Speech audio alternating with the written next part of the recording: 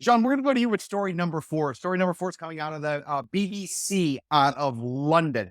And just so if anybody's not aware, basically the Realtor Association, people who work on the residential side, if you get a real estate license in the state of Florida or anywhere, you then join a club and you're able to utilize something called the multiple listing service, the MLS. It's a thing that pretty much feeds all of the information you see on Zillow, other sites. So I want you to think of it as a realtor, it's a club member.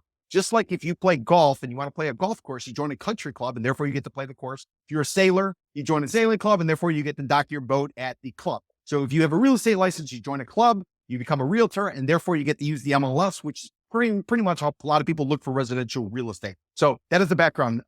John, let me read you the headline, first couple of graphs of a brand new settlement that just came out, and I want to get your interpretation of it. Headline, real estate fees could fall after settlement with U.S. agents.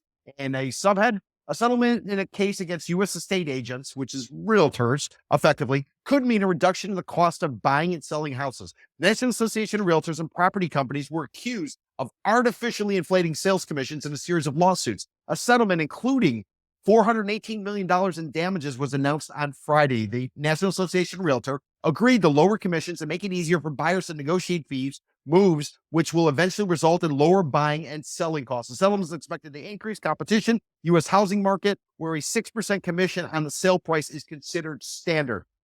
Mr. Gruce, why don't you give us some sort of perspective? How significant is this, realizing we're early on, people are still interpreting it, the judge has not yet signed off on this agreement, so things can change. But generally speaking, what's the vibe? What's the feel? How fearful should realtors be? Again, people with real estate license who join a club so they can use the MLS. And how excited should buyers and sellers be that now they might not need to pay that 6% commission, which is pretty much industry standard?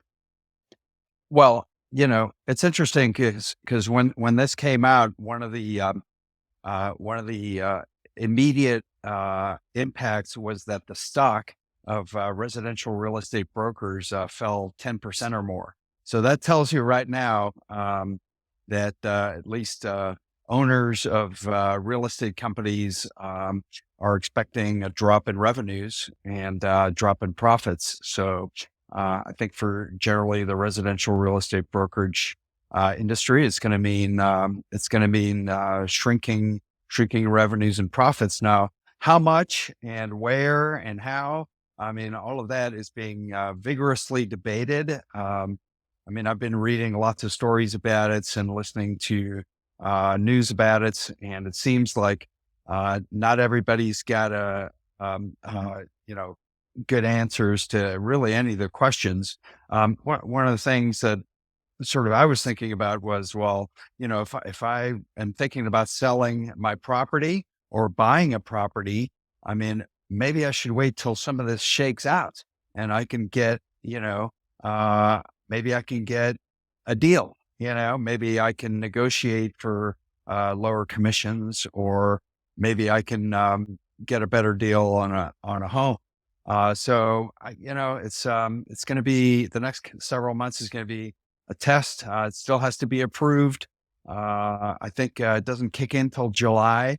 So there's going to be a lot of wheeling and dealing and perhaps some new business models, some new residential real estate business models that are, that provide value and better value and savings for particularly for home people who list their homes. Some of these things are going to come out, and I think by then we'll have a better idea of what's going on. But I think the initial reaction, particularly on Wall Street, was that it's going to be bad for residential real estate brokerages. Exactly. Now, Donna and John, I'm going to ask you guys for your opinion, but just for disclosure, I have a real estate brokerage. I've been licensed since 2005. The firm I have, I set up in 2006. It's a buy-side brokerage, which means somebody comes to me, they sign an agreement. I represent them as a single agent with a fiduciary. And I'm loving this because now suddenly, before, you basically would meet somebody who had a real estate license and you say, hey, they tell you, hey, let's go out and see something. And that person by default wasn't representing the buyer. They were representing the transaction. They were what's called a transaction broker type of relationship. Where the way I work is I work much like an investment banker would, a private banker, anything like that, where I have a client, I have a fiduciary, and my role is to try to help them get the best possible deal. So I just wanted to put that on the record. Now, Donna, you're currently in the process of trying to sell your house. Condo. I don't know when you're listing. Yeah, I don't know when you're listing. I'm this currently up, listed. My condo is currently listed on MLS. It's 234 Northeast 3rd Street. And it's been listed for, at this point, like 30 days maybe. But it's only been in the last like 15 days that I realized, oh shit, I can't afford to sell this place right now. Now, Donna, just for the audience, ballpark, you're trying to get what? You don't have to give us the exact price, but just for conversation. Oh, it's Just listed. give us a ballpark number. I can tell you what Okay. it's listed on because it's Okay. currently listed on the MLS. So my realtor Gael is amazing. I listed it for $380 because I'm right in the middle of downtown. It's 647 square feet, and it's in a building called Loft One, and I'm right in the center of everything. All right, Donna. So 380 grand, basically 6% is pretty normal. And what that means is your realtor, your agent representing you with a fiduciary, they're going to make 3 points. And then anybody bringing in a buyer, they're going to make 3 points. So we're talking about $22,800. Come July, Donna, if the settlement's agreed to, you no longer would be on the hook for the buy side commission. So instead of paying $22,800, you could, in theory, only pay $11,400. So my question to you is, come July, if your listing expires, are you still going to be willing to pay a broker for the buyer, or simply because you want other brokers to bring a buyer in? Or are you going to go it alone and make your realtor go out there and hit the pavement and try to move it on his own or her own for half the commission? That's the only way I work. And it's a her, and she's amazing. And that's what I'm exactly doing. Okay, so you're going to leave the extra $11,400 out there for any realtor with a buyer to come in there and incentivize them to buy your unit. Wait, hang on. What? First of all, I'm so sorry. What do you mean it's going to expire in 6 months? So a typical listing agreement, and I don't know what yours is, and we don't have to get in your personal confidential stuff, but generally speaking, a listing agreement is 6 months. At the end of 6 months, you can renew, you can cancel, you can do whatever. You might have terms that allow you to cancel it in advance. But right now, I'm assuming the way you have it structured is that you're going to pay out $22,800 if somebody pays you your full price. But come July, you're no longer obligated to pay that if the settlement's agreed, and you can still have it in the MLS. So the question is, will you pay come July 1st? Are you going to drop another $11,400 because you want to be able to move it? Or are you going to force your realtor to find their own buyer and not simply sit back and use the MLS? I don't have to, because it's not going to expire. So I'm going to do the thing that's going to help me keep more money in my pocket.